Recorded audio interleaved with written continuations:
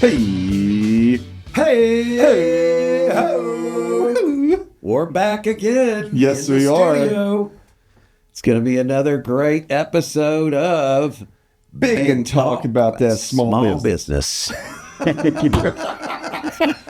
tripped you up on that one. Oh, man. you tripped me up big time. Did you see that last episode that we did? And whenever, like, it looked like a mistake on our podcast No, I did not see because it went silent. And I was like, what's going on? And I look at it, and it's me watching you on your phone. We were in the middle of production. And you're over there just hammering down on your phone, like doing text messages and emails so rudely to our listeners. I'm sorry. It's okay. Make me feel bad, why don't you?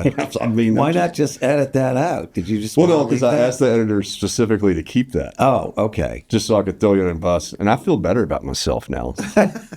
Was there like a little caption underneath There it? was nothing. It was awkward. Like, you know. Man, I always thought you guys edited that stuff out. No, well, I don't we remember. do, just not that specific part. I don't remember what I was doing. I'm sure it was important and would be doing certain it. it was. I wasn't like shopping online or something. I can assure you. It's true. It's a lot going on, man. A lot going on. Yeah, buddy. Well, what are we going to talk about today? Man, we're talking about traps, myths, and barriers about small business. Yeah, to entrepreneurship. Yeah, man. You know, I'm trying to bust them out, I think, a little bit here. Yeah, I think that's great. I recently put a post on LinkedIn about how I thought that a lot of our, and I say our, I'm not necessarily talking about the Walton College at the University of Arkansas, but I'm saying Yeah. colleges of business in general are really missing the mark with the education that we provide on entrepreneurship. Yeah. It's just, you just see the same things that are glowing voids, Yeah. let me say, Yeah. absences that need to be Yeah. filled. And then other things that I think are, it's very low probability that you'll need the information is what we teach in a lot of cases. Yeah, that was actually an excellent post. It's inspiring, when you post that, because I think that you laid it out very nicely. But you had like 5 or 6 points, like specific ones of where you've seen. And I mean, I think we all agree. But I mean, like, I think the overarching theme, in my opinion, is that a lot of the institutions, and even on the private sector side of whatever you want to call it, a workshop, a conference, whatever it is, it's always about some big glorious plan. The entrepreneurship ecosystem. Yes, the what whole it puts ecosystem. out. Yeah, It's just- ecosystem. It's always this high freaking, sell out, big money. Everybody wants to be a freaking billionaire, and I mean, Yep. it's like, man, that makes people feel like that they're not going to be able to start a business. And you know what? I've seen a lot more of really true entrepreneurs that start up a business that end up over time having an exit. Yeah. And it's a very fruitful exit too, because I mean, you might sell a company for $100 million, but if you only have 1% of that company or 10%, Exactly. Yeah. that's a lot different. I call it get rich slowly. Yeah, It's not get rich quick, right? that's true. It really is. It's Yeah. get rich slowly most of the time.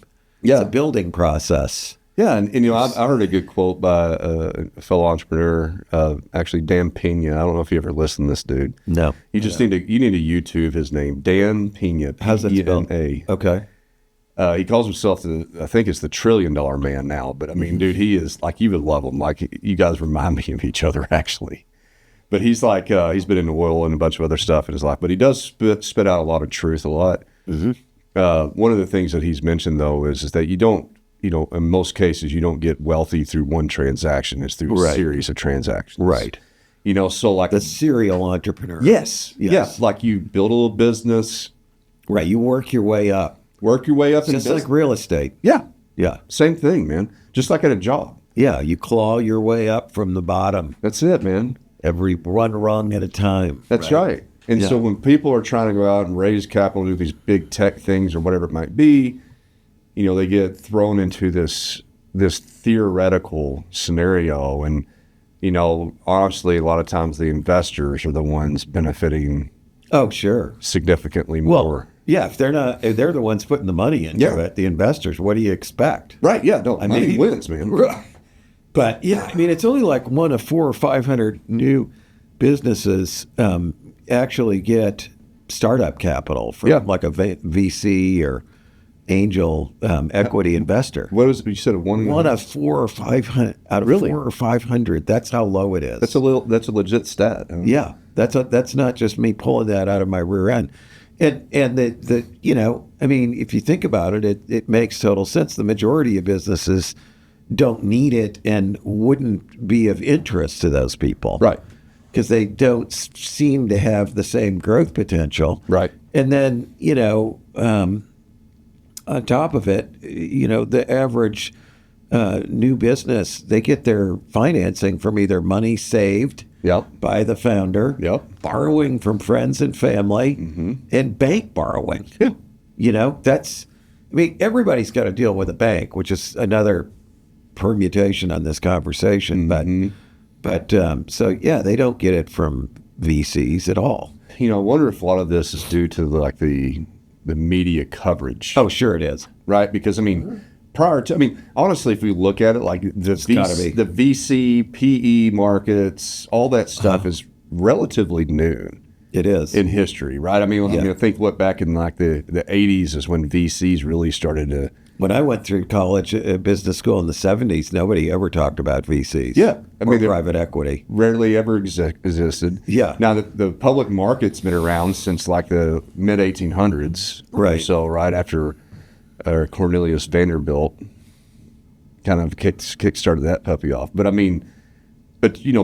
historically, most businesses, like the media would just cover like somebody starting a business, and that was what people knew how to start up a business. And now we've gotten to all this media flash, where the only thing that's being promoted about business is this VC talk, this investor, this capital company, this founder, and it's big tech, it's big this. And then, by the way, there's a new restaurant that just opened up. But you don't have a story. No. As to how, nobody says, how did you start this business? But it's just like good news. Nobody cares about good news. You know what I mean? That's right. It's the same kind of thing. You got to have something. It ain't selling ads, baby. Yeah, exactly. We're not going to get eyeballs on that. It's just, here's Joe. He bought his brother-in-law's plumbing company. That's right. When his brother-in-law got sick or whatever, we're just not going to see that. No. My other theory on that is that really the entrepreneurship education and, quote, entrepreneurship ecosystems, they started in Silicon Valley, Route 128 belt of Boston, maybe Austin. And so that's where those programs started in the higher education institutions there. Yeah. And then all the rest of us are all just like trying to play catch up. We admire the Harvards and Stanfords and people like that, obviously, Harvard Business School and those are the schools that really started focusing on entrepreneurship. Yeah. And that's where all the VCs were in the tech companies. Right. So it's sort of just, we're just taking that and sort of exported that to the heartland. Yeah, it's like it becomes this thing and we want some of that. Exactly. Well, because money does flow through it, right? Yeah. Everybody wants a little bit more kizzash. Well, yeah, and they don't want, it was sort of conventional wisdom that communities wanted knowledge workers, higher paid knowledge workers. Right. We're not trying to start jobs where we hire a bunch of factory workers for $22 an hour. There's no glory in that, even though those are very necessary jobs, right? Fundamental. Yeah. But it's more of the and so if we want knowledge workers, that's what we're going to focus on. Yeah. Is those kinds of businesses where we can pay $200,000 to get software writers and stuff. But yeah, the only thing I disagree with you on though, when you brought up Silicon Valley, Austin, and Boston, is I don't believe that Boston was really part of it. Like I don't think that's in part of the equation. It's really just Austin, Silicon Valley. Well, there's nothing that goes on in Boston. Oh, you're just pulling my leg there. Boston's where it all really started. They had high-tech companies there before they did it in Silicon For Valley. the reader, just for their knowledge, like you're from Boston. Not originally. I lived there. For how long did you? 17 years. Yeah, that makes you from there. Where are you from originally? Kirkwood, Missouri, man. Dang. How'd you get up to Boston? It's a long story. It's not. It's a long story. I love Boston. It's a great city to live. It's cool. It's too cold. It's too crowded. It's got pretty fantastic expensive. history to it, man. Oh, It's it's incredible. everything's there. And so many higher ed institutions. There's something like 180 colleges and universities in the Boston metro area. Are you kidding me? I'm not kidding. It is just Everybody huge. is educated. Everybody. Most educated large city in the country. Really? Yeah. So now you learned something new. I did, man. Hey, should we pull something out of this wag hat? Sure, why not?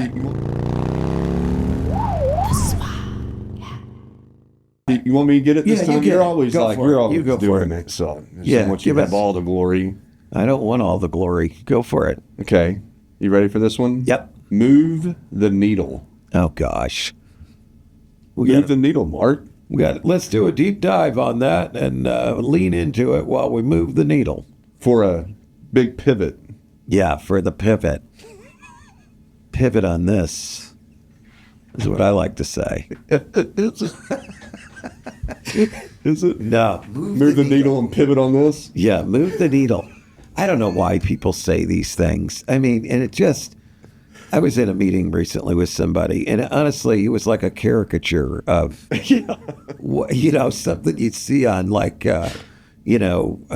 TikTok or Instagram where people are making fun of business speak. Yeah. Just every single sentence had some bullshit. Yeah. Acronym and acronym, buzzwords. Yeah. It's just unbelievable. Anyway, I mean, it's hard to keep a straight face and not say, what did you just say? Well, if you said this word in a meeting, it's like, man, you're already like that's all you do in business is move the needle. You're either going or you're dying, man. We do need to move the needle depending on what the needle is. Yeah. Whether it goes up or down, right? Sure. But yeah, I mean, sure. And we've got to have the proper metrics on our business, and we've got to monitor those, and we've got to share those with everybody. Yeah. Right? I mean, that's a big part of how we move the needle is just making everybody aware that there is a needle in the first place. That's right. It's hard to move a needle if you don't know that you have the needle. Yeah. And you don't know what that needle is measuring. Needles measure things, right? That's it. Yeah. The gauges on the business. I always think of it like some big old boiler or something. Yeah. It's got all this stuff going on, Yeah. And we got to make sure all those things are all those dials are in the right place. It's true, man. And you do a good job. I've watched you like multiple times through different businesses. Like you do have a good perspective as to what those gauges are. Well, it takes you a little while to learn whatever the industry is. Yeah. Certainly in the architecture and engineering world, I come out of that. But I mean, you do have to get some knowledge of the industry to come up with the right needles. Yeah, but whatever business you're in, the first thing you do is look for the gauges. Because I've seen one recently. I don't know if we talk about it openly here. But whatever, this business that you're in, which is not something that I've seen you do or known that you were involved in before. Right. You quickly got in there and you started assessing and started figuring out where the gauges were for this business. Like, what is it? Is it the supply? Is it the, what's going on with the cash? The standard stuff. But then what is it that's breaking down the operational flow of this business? And you start calculating that. And then you ask them, and then you hold it accountable. That's what you're supposed to. Hopefully. I know. You are. Hopefully you can. You're like this master. You're the master mega mind looking at this boiler of gauges. I don't know about that.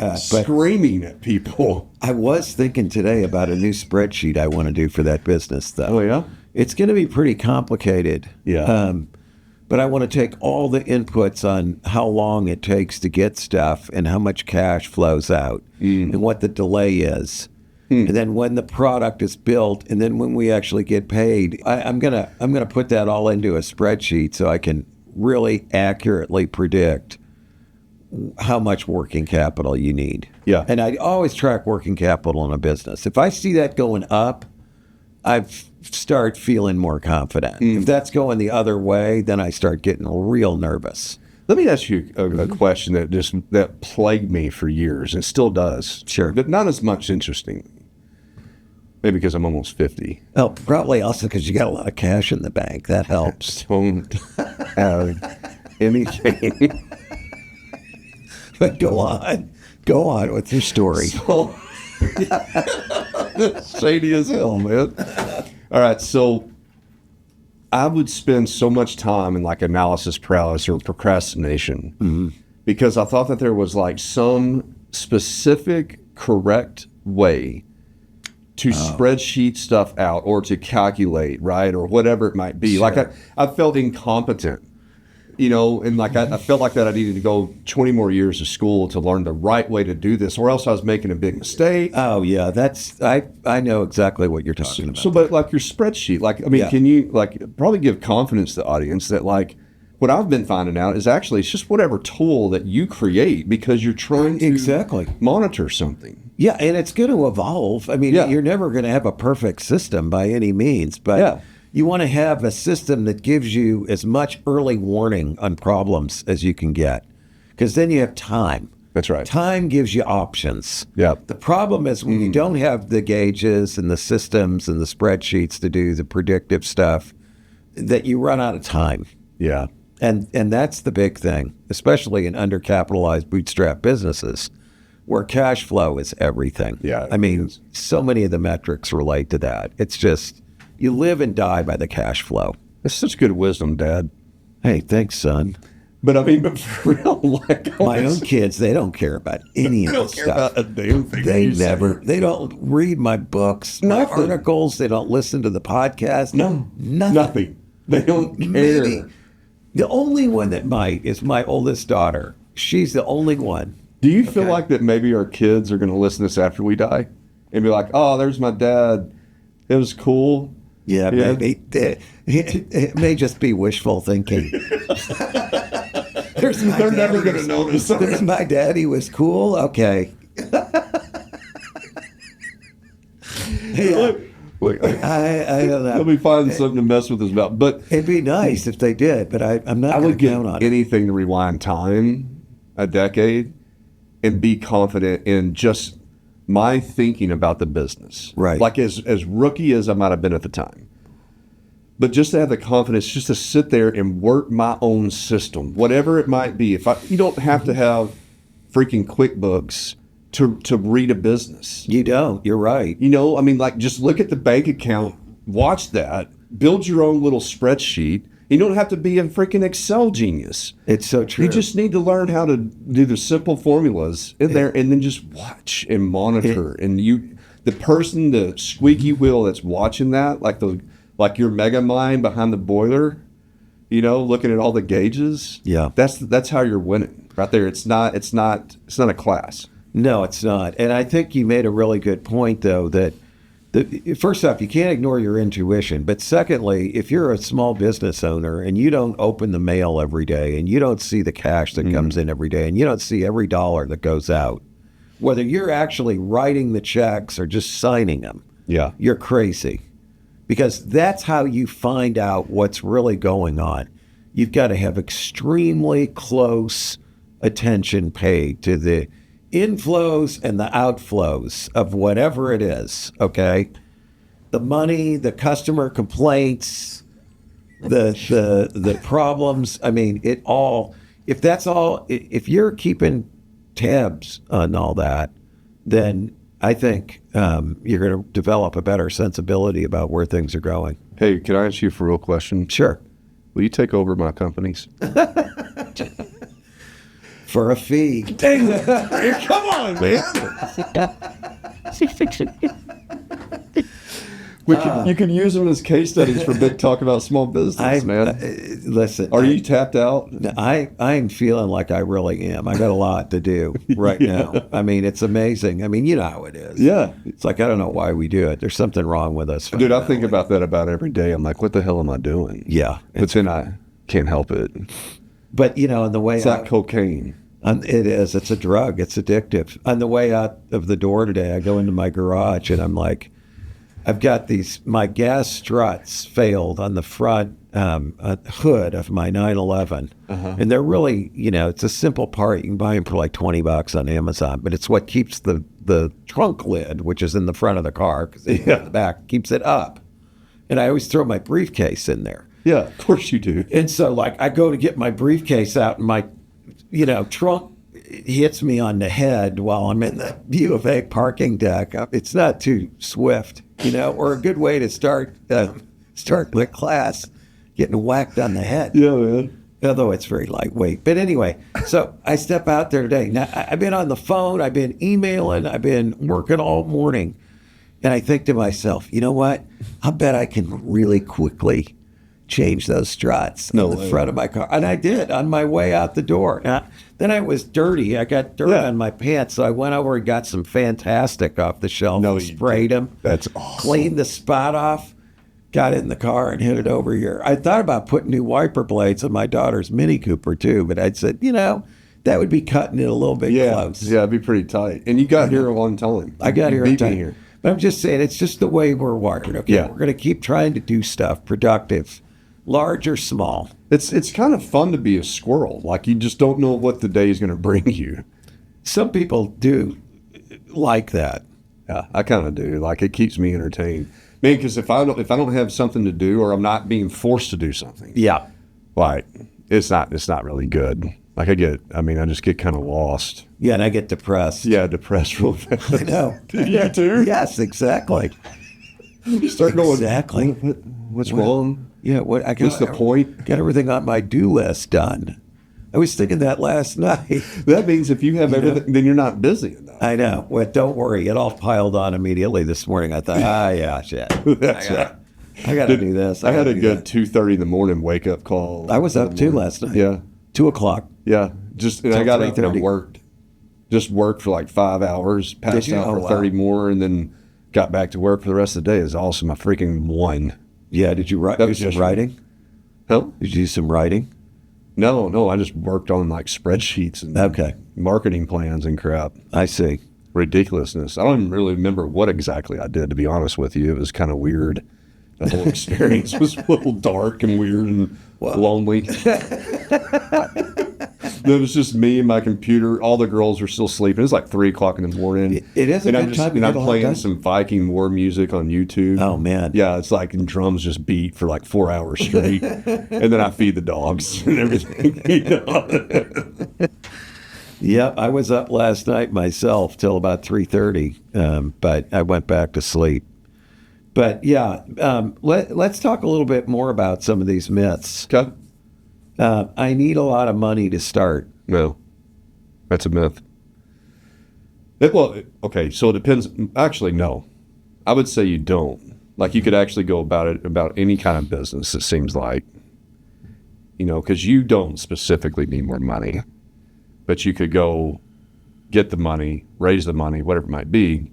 Or, there's that category. So, like, if you're going to build a factory, you obviously have to go, you can't. Right. You got to have some money to build a freaking factory. Yeah. But there's a lot. You might be able to borrow most of it. Yeah, borrow it. You could, get grants. There's a whole bunch of different stuff. Sure. You probably do. I don't know how. I've never built a factory before, but there's some ways. I've done commercial buildings with absolutely no cash. I mean, so you can't do that. Absolutely. You get construction loans. Yeah. It's all about construction loans. Mm-hmm. That's how you do it. But yeah, you're right. I mean, there are those. I mean, the other thing is, why does it always start a business? How about buy a business? Yeah. Buying a business is something that's easier to finance. You may be able to get that with no money at all. Yeah.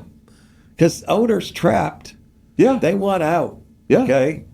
If people got to understand this too, it's like, if you start a business, or say somebody starts a business and they get into it, whether it's plumbing or whatever it might be, say it was plumbing business, right? They've worked 30 years on this business. It became their daily life. It's what they did to earn. But they never had an exit plan. Right. Or they never built the business to sell the business. Very typical. They were just basically sucked all the money they could get out of it which to is live on. Okay. Yeah, that's small fine. Business. Yeah. Small business is good. Well done. Now you have a new owner, young, that's ready to rock and roll. Yeah. and they literally may not even have to, they may not have to pay much for that business. Right. Or they could pay it out over time. Yeah. Through owner financing of the business. Yes, exactly. And then then your no money into it is the existing customer base. And then you just go in and you make some modifications and you grow the business to exit if you want, to get a big check. Lower risk than a startup. Much lower, bro. Lower. It's proven. It's a proven business. It's got a history. Yeah. As you said, it's got customers or clients. It's got employees. It's got suppliers. And I want to do that in my next thing. I want to buy an existing. You want to buy an existing business with me? Maybe. It depends on what it is. I mean, I think it'd be just something fun. Yeah. Not fun, but practically useful. It's got to have some potential. Yeah. I like businesses that people need. Yeah. When they really need it. Yes, yeah. Like a plumber. Yeah, it's rare I've been in one of those. Most of the businesses I've been, it's like, no, they don't really need that. No. I think they need it. Yeah, and all we're doing is like, how do we sell the best that we possibly can sell, How do I go have drinks with that person and then show up and, it's like the relational side of things. But like a plumber, man, like if you need a plumber, you need a plumber. Yeah, I mean, I got like shit washing up, bubbling up out of my yard because my sewer line broke. I need a plumber. Yes. My dogs are out there lapping it up. I mean, I've had that. I don't know why they're so fascinated with that. But no, it's like you need them. I've seen businesses that cater to certain client types, like industrial clients in the manufacturing world. One of the best ones I ever saw was this company that all they did is work on refractories in factories. Refractories are used for heat treating and curing paint. Okay. So if the refractory goes down, the whole production process stops. You need them. You need those guys. You don't argue with them on price. Okay. No. You just call them and you get them there as fast as you can, and you pay them whatever it takes because you're losing millions of dollars a day, possibly. Yeah. By not having your plant going. So that they cost you $100,000 for 4 hours. You don't even care. Yeah. Okay. Yeah. That's the kind of business I like. I guess a lawyer is kind of the same way too. When you're in need of them, like you need, depending on what kind of lawyers they are. Yeah, no question about it. Yeah, they are necessary. A good way to get in without any money, that you don't need a lot of money, is to buy an existing one. Yep. Owner finance that thing. Do something that people need. You're going to have a security floor, and then your job is to think about how you grow that. How do you scale it out? Yeah, if you want. People fit into one of two categories. They either like to take something that exists and make it better, or they like to do cold starts with a clean sheet of paper. Yeah. I myself, I've done the cold starts multiple times. I actually prefer that take something and make it better. Yeah, I do. I could see that. The constraints are, in a way, make your job easier. Yeah. When you start like a business like this, podcast videos. Yeah. I mean, you've just got a clean sheet of paper. I had no idea what's going to happen. Yeah, you don't know what's going to, and there's just so many options. I don't even know if the market's going to like it. Yeah.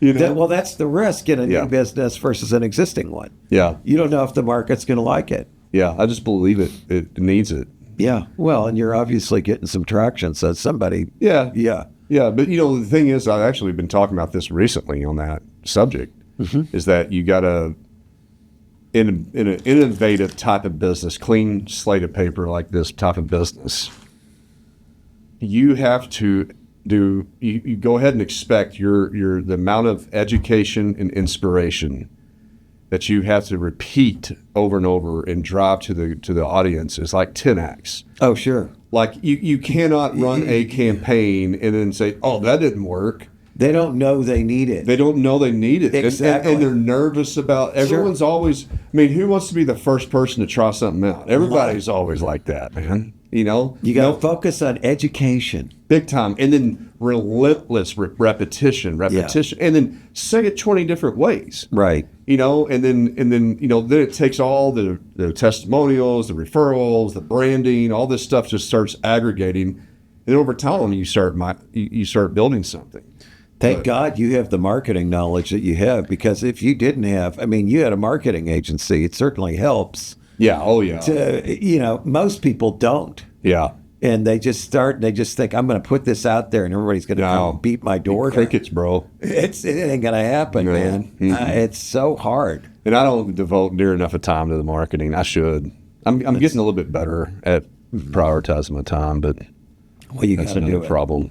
You got to do it. But anyway, so yeah, I need a lot of money to start. And then some businesses are just cheaper than others. We used to have students go through an exercise. Say you got $100 in your pocket and a working pickup truck. What are you going to do? What's your business? There's a zillion businesses like that don't cost anything to start. No. Dude, you could buy a bag of trash bags and start picking up dog poop. That's true. And there are dog poop cleanup businesses around here. They make money. Yeah. And it's necessary. It is. Unless you have, like I have at my house, which is a dog-only yard. Oh. And it's big enough and it's all gravel that I don't pick up the poop very often out there. What do? You spray it down or you just let it dry out? Just let the rain just wash it out. The rain and the sunbeams just disintegrate it. Exactly. As long as it's big enough that they're not like stepping in it. Yeah. Yeah. But anyway, no, that is a business. That's one that people are doing. I mean, there's a million of those. Window washing, car cleanup, yard work, yada, yada, yada. Doesn't always have to take a lot of money. It just depends on what the business is. Here's another one. I must do everything myself. What do you think about that? So that's a complicated statement to me because I know better than to do everything myself, but then sometimes I have to do things myself. Yeah, that's a really good way to look at it. It's not an either or. You're right. It's an and you need to find the balance to know when to do it. Right now, I typically my strategy, I guess, is, and again, this isn't a written strategy. It's just one that my gut tells me. It's your practice. My practice. Yeah, is I do intentionally not do things, and I do hire or partner or whatever it is so that somebody else will do that specific thing.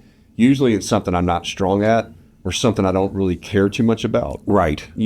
Sure. Because I'm not passionate about it, so I'm not going to work hard on it. You know? Yes. But at the same time, I end up having to do things myself to make sure that it gets done the correct way. The problem I always run into is I have to do things myself because they weren't done exactly right the first time by other people. If everyone would do their job correctly, there wouldn't be nearly as many problems in business. Well, we wouldn't need managers if everybody did their job correctly. We just have doers, right? I mean, Matt Lewis said that last night in my class. And it's profound.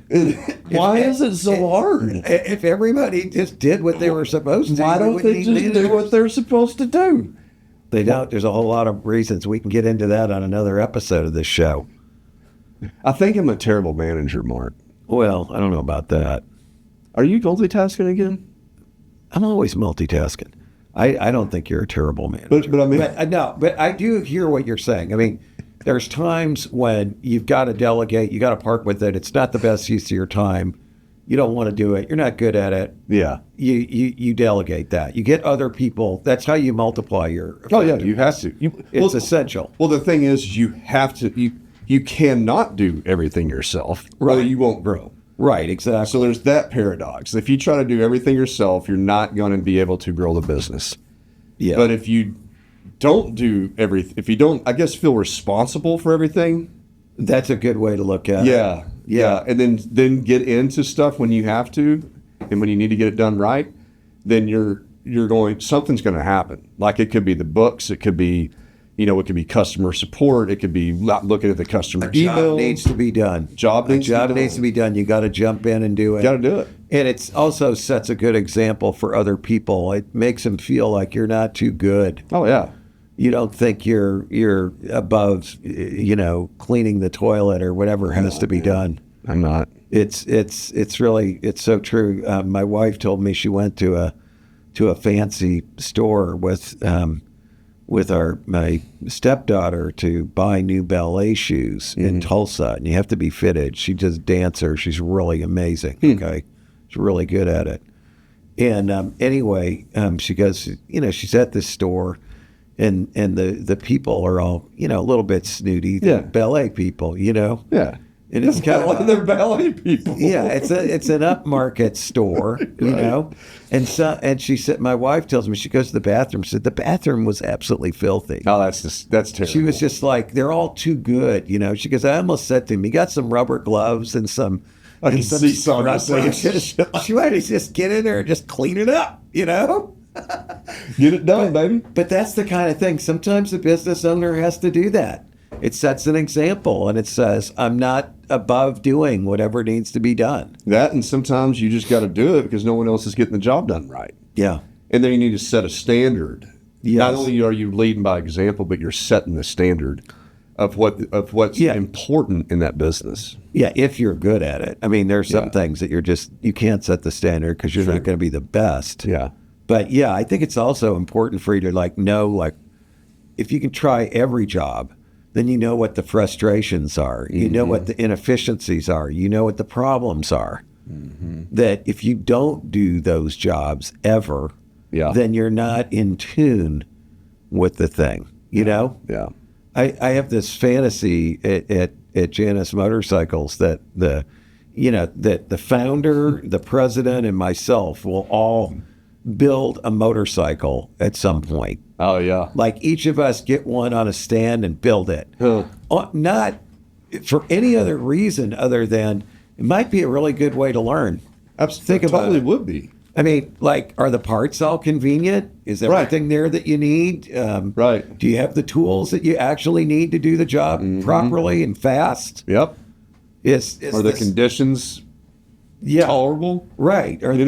Is the sequence that everybody's using really the best sequence to assemble something? I mean, I just think there's a whole lot of questions you could answer, but none of us has done it. Okay? Yeah. That I know of, at least, maybe they did at some point in their early genesis that I'm unaware of. Yeah, but, so they're just disconnected. I mean, but even if they did earlier on, it's so different. much has changed. Right, it's different now. Now you got 8 or 10 people working on that. Yeah. You know what I mean? Yeah. So, I do think that makes a lot of sense. Here's another one of the myths. Entrepreneurship is a solo journey.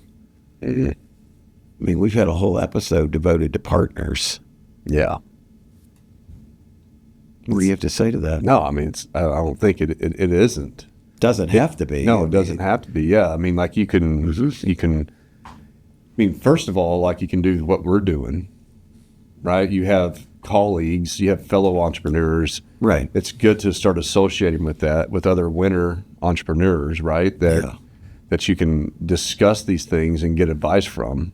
Absolutely.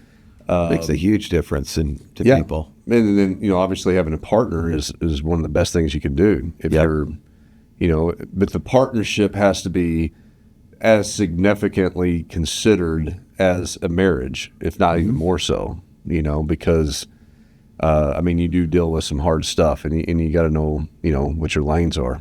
Yep. What about the traps, though? What about how waiting for the perfect product delays progress and drains resources? That's a trap. Yeah, perfection's the enemy of good. Yeah, don't let perfect get in the way of progress.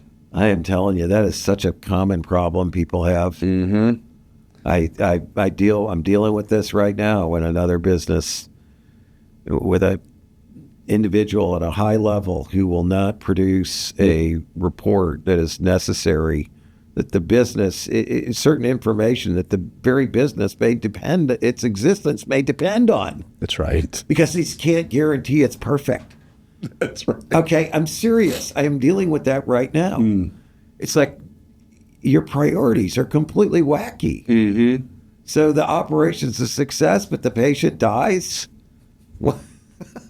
That's sort of the same line of thinking. Yeah. I think. No, it's true.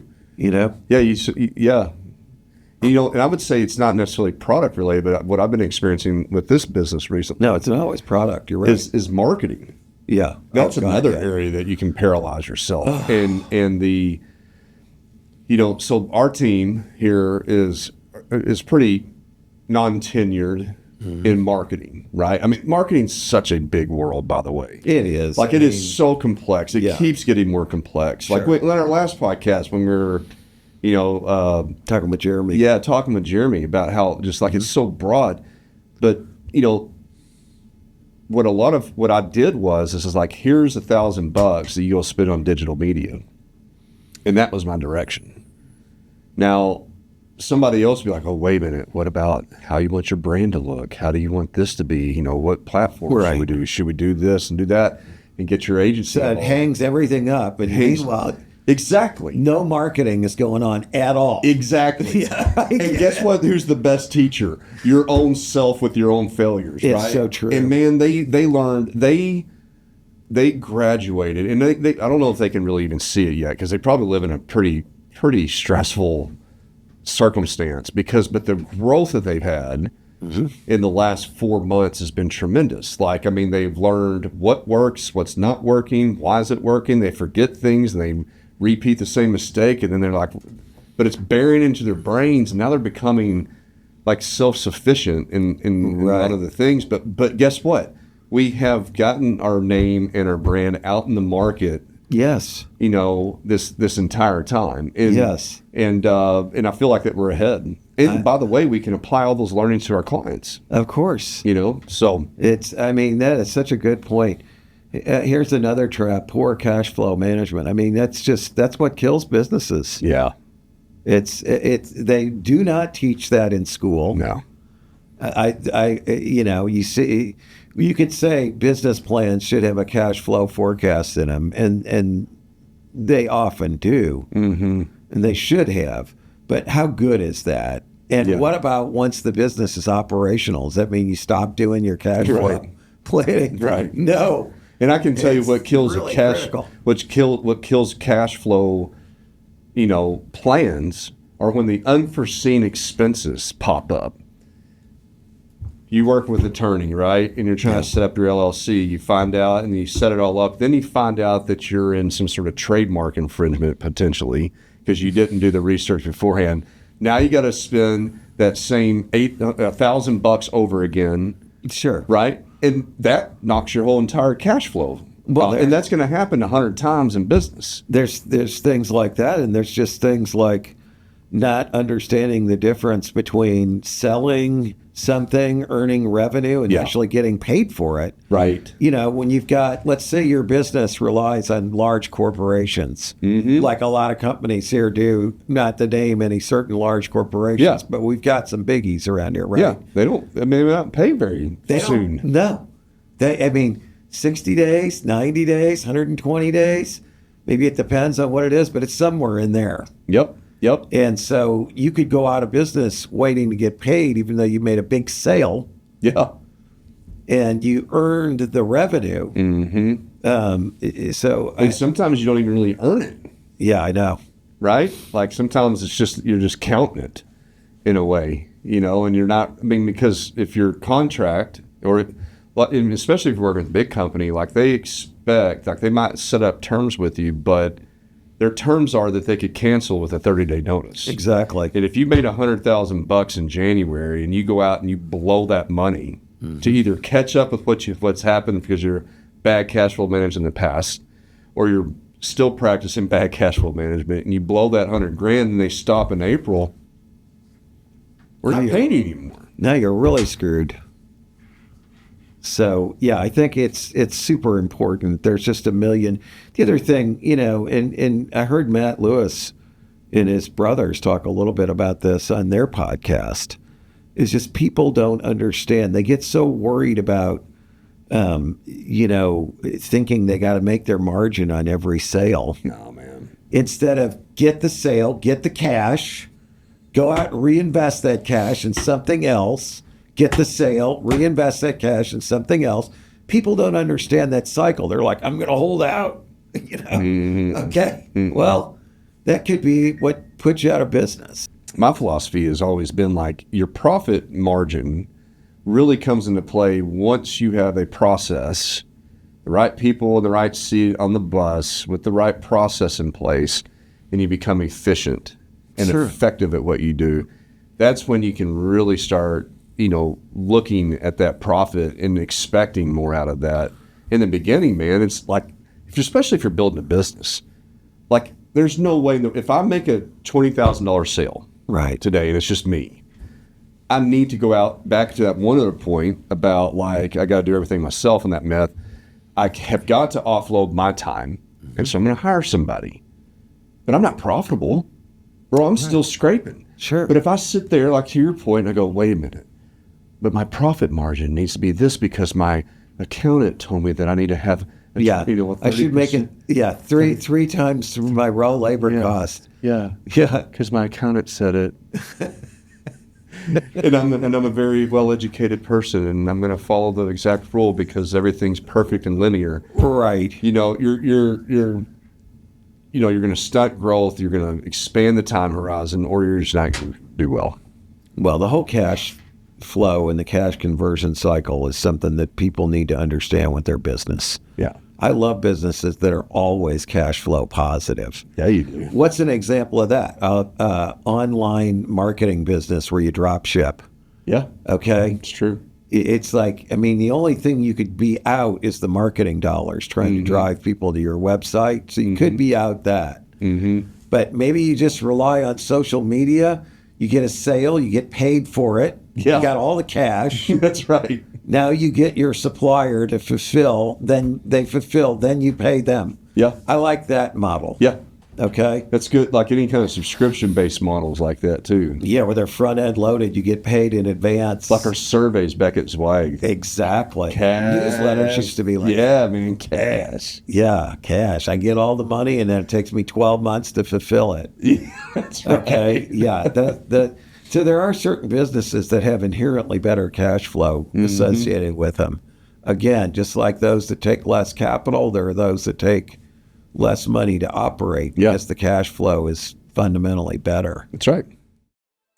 Ready to level up your show? At podcastvideos.com, we offer industry-leading recording and expert marketing to help your show reach more listeners. From creation to distribution, we've got you covered. Visit podcastvideos.com and elevate your podcast today. So how about barriers? So this one's talking about fear of failure and mindset challenges. Now that's about 100-episode conversation. But would you consider fear of failure and mindset challenges being one of the big barriers for entrepreneurs? Absolutely. Yeah. You always talk about how much work it is, and I don't disagree with that. Mm-hmm. And yes, it is risky, but it's not as risky if you do the work. Okay? You know what I'm saying? Yeah. If you just do the work, it won't be as risky. But a lot of people have inherent fear of failure, and they don't do the work. Yeah. And then the failure manifests itself. Mm-hmm. Mm-hmm. Right? Mm-hmm. Or they don't get into it. Yeah. At all. We've talked about this in the show before. It's like, if I can't come up with an idea that's never been done before, I can't do anything. No, man, that's so, yeah. It's like, if I can't get out of the Walton College with my degree in business and get a job working for Walmart, J.B. Hunter, Tyson, I might as well just go work at Starbucks as a barista. It's about the same, you know what I mean? Yeah. It's like, there's a lot of stuff in between there. Yeah. Yeah, and businesses don't really have to be that different. They don't. To do better. They just... Or even take market share.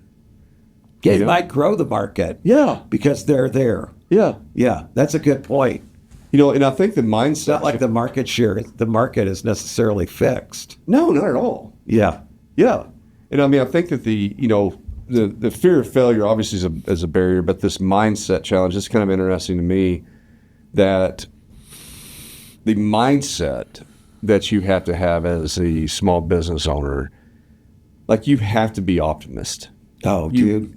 That's the title of my next article I wrote for this White Letter. It's not published yet. Really? That's what it's all about. Just, you have to be an optimist. You got to be an optimist, and how to maintain your optimism. That's right. It's hard. That's right. And that's the mindset. It's necessary. 100%. I mean, because like you will have nothing but problems. You're going to have a zillion props. Some of them are you're making, some of them aren't, right? Yeah. There's going to be a lot of them. A lot of them all the time. And you have to be optimistic that there is a way to overcome them, or there's a way to just to ride along with them. Yep. There's certain problems that I've never been able to overcome in business. Well, the serenity prayer, there's, always makes sense. Knowing the difference between the things you can change and those you can't. True. The wisdom that takes. Yeah. If it's things you can't change, you can't let it depress you because you can't do anything about it. I've watched a lot of folks in business, leaders, like really great leaders that, man, I mean, there's just certain things, boy, that would just tear them up. Like they would miss work because of it. And whereas it's troublesome for me in some of these things, but it doesn't, it's like, man, I mean, what are you going to do? It's just crappy. You just got to roll on with it. Right. The situation changed. Just got to power through it. Just got to power through, and then you got to, just find a way to just navigate that a little bit. And typically, if you like you said, if you work your way through it, it works out. Yeah, it's not blind optimism. It's optimism, as you said, with a plan of action. That's right. Behind it. That's right. Okay. Yeah. And so. But it is absolutely essential. People who are negative, people who always see why something won't work, and a lot of very intelligent people are like that. Yeah. Okay? I mean, it does take almost a willful ignorance. I hate to say No, it does, man. I'm just sitting here thinking about my wife in a way. She is so... Everything has to be in this perfect square, all stacked up and perfectly, which is beautiful. She runs a beautiful life. Think about, she had a military background and she works in healthcare. Right. There's standards that have to be met. There's procedures. There's processes. It's codified. Constantly. If you screw this up, somebody could die. Okay. Yeah. Therefore, you are going to be. I mean, if that's your orientation in the system that you grew up in, you're going to respond to that. I forget that all the time. Yeah. I never remember any of that. I tell her all the time, babe, I keep forgetting you were in the military for 18 years. To me, you're just pretty. Right. You're what, in the military? Huh? Really? I've never said anything. I just don't remember because I see her and she's so pretty and I just get my breath taken away more. No, that's so sweet. Thank you. But But what's funny is even with her, when it snows outside, it cracks me up because her OCD kicks into high gear. She hates when the snow starts to melt in the driveway. It's all slushy, and then and then there's these snow piles that pile up on the side that never melt. She goes out there and kicks them, and she immediately wants the driveway shoveled and clear and clean. How are you going to deal with that when you move to your new property? Oh, I know. With that driveway? I know. There's no way that's going to be cleared up, it's a problem, man. Trust me, I've been thinking about it. You need to stay over there where you are in Shadow Valley, okay, where everything's all perfect. No. The perfect world. I don't want that. I don't want that. But that mindset though of where, I'll let the snow just happen and the snow just melts away. Same with me. I didn't plow my driveway at all. That's the sun should be out in the next 2 or 3 weeks. Here it's going to be 2 or 3 days, dude. Yeah, this never lasts. Right? It'll melt off. Yeah, everything's going to be fine. And I think you have to not let a lot of things bother you, and because you cannot be in control. Yes, in business, you're entering into a world of non-controllables.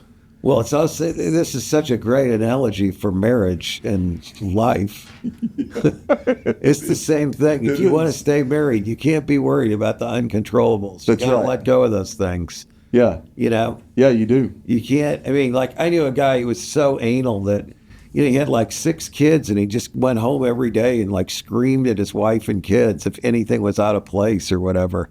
Can't live like that. Oh, man. He made everybody miserable, including himself. Yeah, it's true. It's just not you can't control everything that much.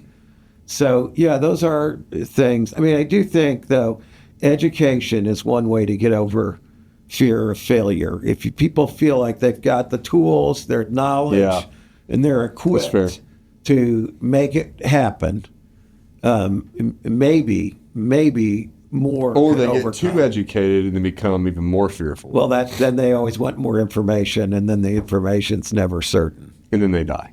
Yeah. So, that could be the case. You also have limited networks or mentorship as one of the barriers. Yeah.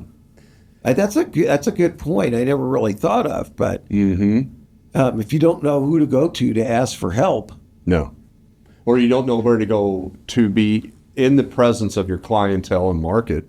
Yeah. So that you can be introduced to people, or you can't. That's one of those BNI, like these business network groups. Yeah. And what was the one you're part of? Vistage, yeah. They're actually very valuable, especially for a new business owner. Yeah, the Vistage, they tell you we're not a business networking group. Well, okay, but the reality of it is it functions like that. Yeah. People do business with the other companies that are part of their group. Of course. I mean, it's a natural. Well, but that's because you're networking with them. You're getting to know. You get to trust. You build up trust. You find out what they do, and you like them, and so and stuff happens. But I mean, like if you can't network in those areas and find and be able to get help, and to be able to meet your clientele and be introduced to them, showing up the right places. I mean, it's definitely going to be a barrier for your business. Yeah. And you got to and dig into the Chamber of Commerce. I mean, nobody really leverages the Chamber. There's so many businesses there. It's so true.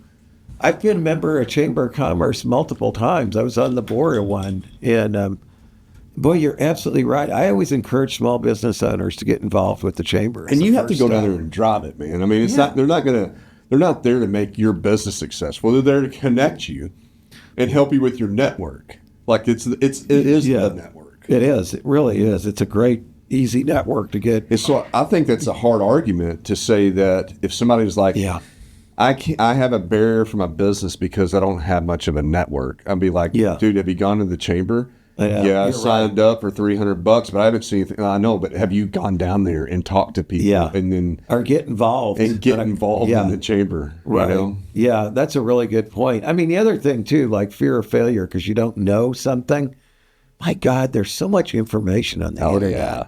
It just absolutely blows me away. Yeah, I mean, it really does. You can find out anything immediately. Just anything. It's out there. It is crazy on how to do it. Yeah. And it shortcuts the process. It just makes... I was doing something the other day about a business, and I was just curious on how it operated, and I just Googleized it, and I was like, oh, well, cool. I just figured that out. Yeah. Move on. I know. It's so true. I mean, even again, I have to go back to my struts on my hood. Yeah. I said to my wife the other day, it's like, I can't see exactly how those things go on. They got these little clips. I'm worried that if I pop that clip off, it'll go flying, I'll lose one, and then I'll be all pissed off because I don't have another one like that. But I don't see exactly how it goes on. 2-minute YouTube video. I don't take the clips off at all. It totally explained it to me. Right. Okay? Right. It's like anything you can find like that. Yeah. I can find out how to cash flow forecast. I can find out how to make websites people buy stuff from. It's true. I can find out how to hire people.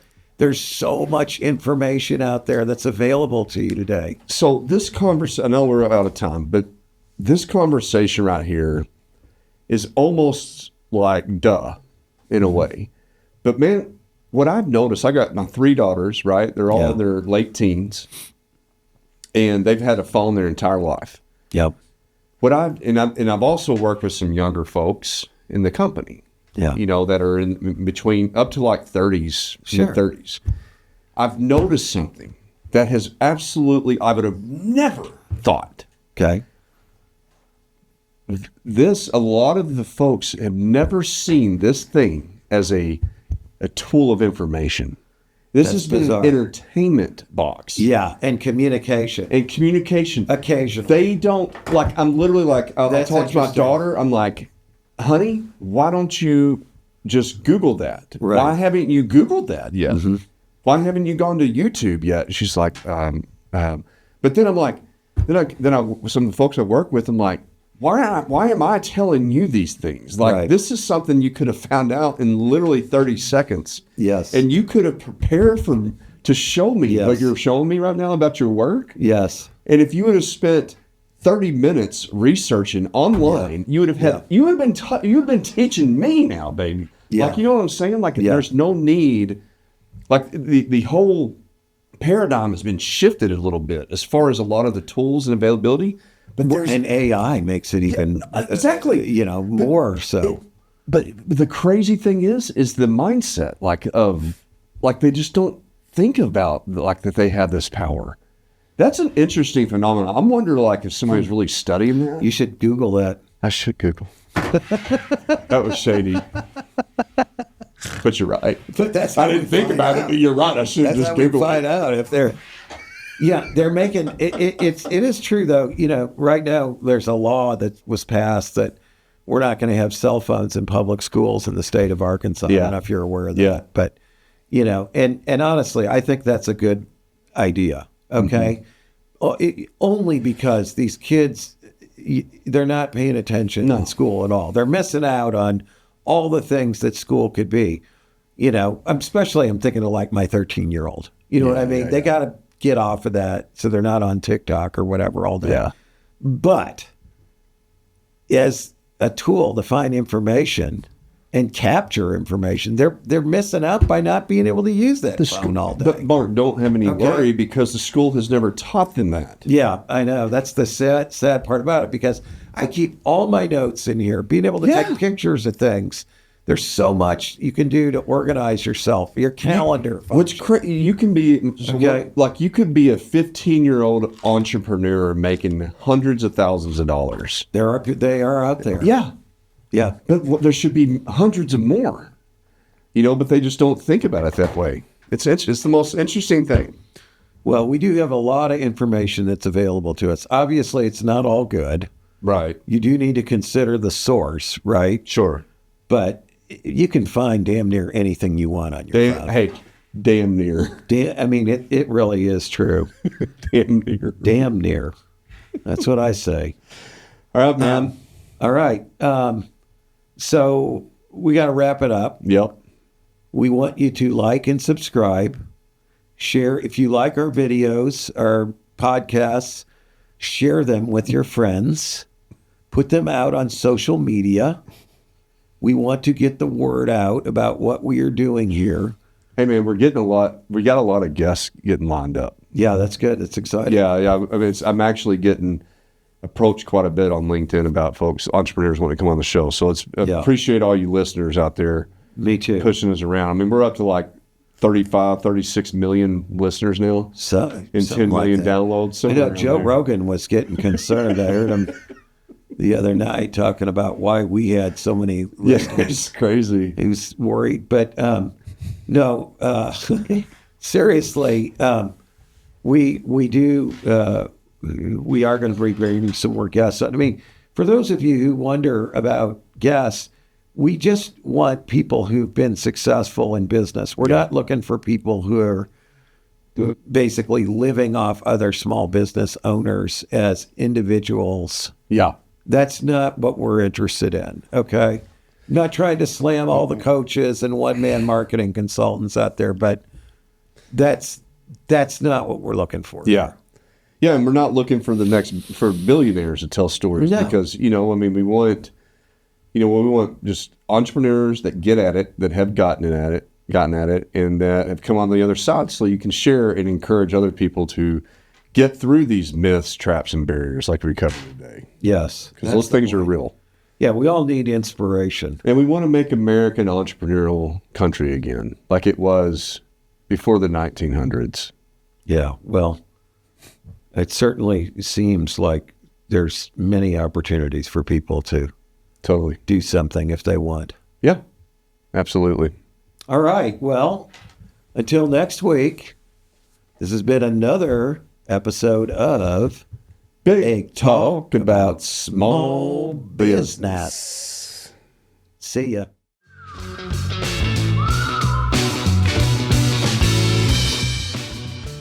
Thanks for tuning into this episode of Big Talk About Small Business.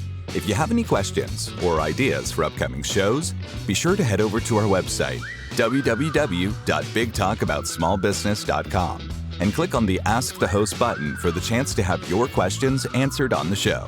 Stay connected with us on LinkedIn at Big Talk About Small Business. And be sure to head over to our website to read articles, browse episodes, and ask questions about upcoming shows.